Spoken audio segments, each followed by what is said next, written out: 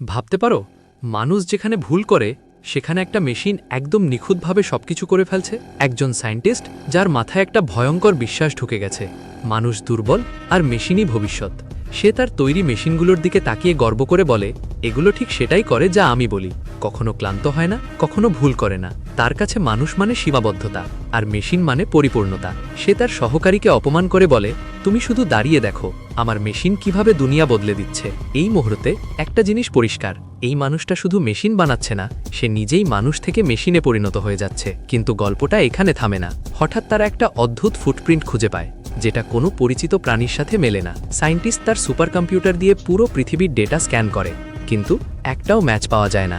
না এটা কোনো অ্যাটাক, না এটা কোনো নোন ক্রিচার, এমনকি এটা বিগফুটও না। তাহলে প্রশ্ন হলো, এই জিনিসটা আসলে কি? সে সাথে সাথে সব সার্চ টিমকে ওই জায়গায় পাঠিয়ে দেয়, কারণ সে জানে এটা ছোট একটা পদক্ষেপ, কিন্তু আমার জন্য এটা হতে পারে ইতিহাস বদলে দেওয়ার মুহূর্ত। কিন্তু আসল প্রশ্ন এখনও রয়ে গেছে, মেশিনের এই দুনিয়ায় মানুষ কি টিকে থাকবে, নাকি অজানা কিছু ইতিমধ্যেই আমাদের চেয়ে এক ধাপ এগিয়ে গেছে?